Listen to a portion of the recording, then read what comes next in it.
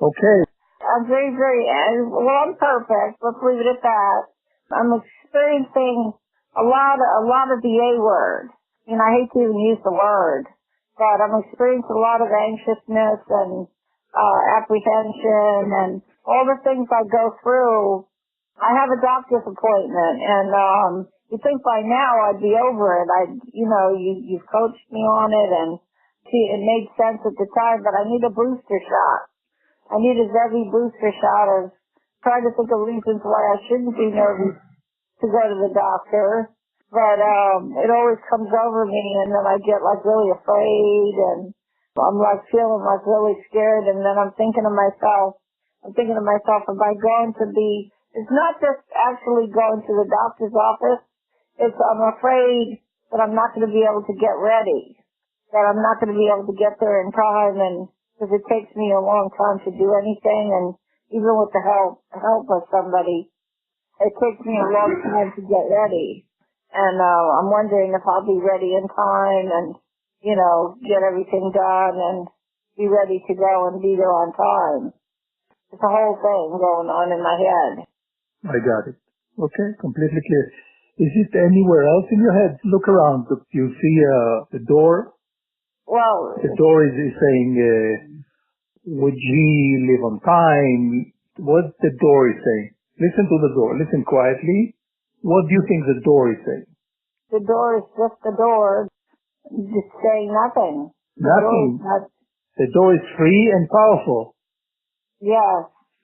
And you want to be like the door? No, I don't want to be like the door. No, I don't want to be a door or like the door. I want to have good feelings and good emotions and good, and who's to say even that anxiety is bad? I mean, I'm trying to put a good spin on it, but it's a very uncomfortable feeling. Like I don't have any control, and I have no control over it. Yeah. And they told you that you need to have control. If you don't have control, it's not good. They told you that. And you said, yeah. And you took it on. And then you told others, you got to have control over all that. And they said, yeah, okay. And they told others. And everybody has agreement around controlling. Yeah. And does it work? No, because I have no control. So how come they told you that you need to control? Well, what I did is I make a plan. This is how I did it, is I make a plan, like how I'm going to get everything done in a time frame, a schedule. Like I already filled up my portable oxygen tank. I already filled that up to get that out of the way. That's something I could do. I'll be getting bathed and dressed, and then I have a time set aside for everything. I'm putting my makeup on and all that. I have time set aside for everything. So everything should fall into place. I mean, and then I think to myself, well, my schedule's worked out in the past. I've always gotten there on time, if not early. I just seem to have a good forgetter. Like I forget. I think, I always say to myself, well, I'm going to remember that I did it last time. I could do it again. But I'm just afraid. I don't know. It's lack of power, lack of control, lack of power. Go to the doctor and, I wasn't really on the schedule, but they're going to see me because of my extreme pain. They're going to see me and my leg braces came in. They wanted me to come in and get fitted. I'm already fitted, but they showed me how to use them and everything. So I got it. So what they told you that if you'll control, it will be okay. They told you if you'll have positive thinking, like, you did it in the past and you were in time and it will make a difference. And it doesn't. So there are really, what you can see is there are zero tools that make a difference. Zero tools. They sent you to life with things and actions to take that are not really actions. To control is not an action. It seems like it. It seems that it's actionable. Control it. Control yourself, they tell people that are shouting. Control yourself. What the hell are you doing? What control yourself is? You want him to lower his voice? Tell him to lower his voice. If that doesn't work, let's look at what works. It's not lack of power. It's not lack of freedom. It's not lack of self-expression. It's just lack of connection to reality.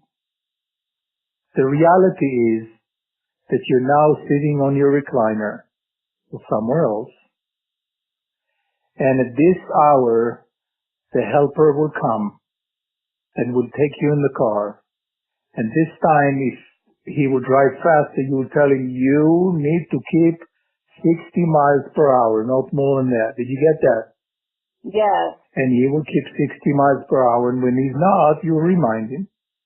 And then you'll get to the doctor, and the doctor will accept you, and they will treat you, and they will tell you what they will tell you, and they won't tell you what they won't tell you. And then you go back to the car, and you'll say to him, 60 miles per hour, no accidents this time, and then you'll come back home. That's the reality. Now, what are you not doing? You're not doing homework. You're not writing a letter to your mother. Oh, I thought about that. Thinking is not. That's great. They told you that thinking and doing is the same thing. They told you that. Thinking. I was thinking about it. I was planning about it. I am not interested, and you're not interested in what I'm thinking or what you're thinking. I'm interested in my actions. You're interested in your actions. The action is to write a letter to your mother and tell her that you blamed her all your life, that she told you that you're making up things and you're wasting her time, taking you to the doctor, and that you're sicky and sickly and whatever the words are in English or in Floridish. And you're done with that, and you're clear that she is the best mother anybody can have, and you thank her for taking care of you. That's it. There's nothing else. Yes. Just the brain is giving you back what was the experience last time you went to the doctor. That's it. Okay, G? Game on? Yeah, game on. Okay, my love. So I have another call. Thank you. Oh, okay. Well, thank you, Debbie. Thank you so much. I love you. I love you. Bye-bye. Thank you. Bye-bye.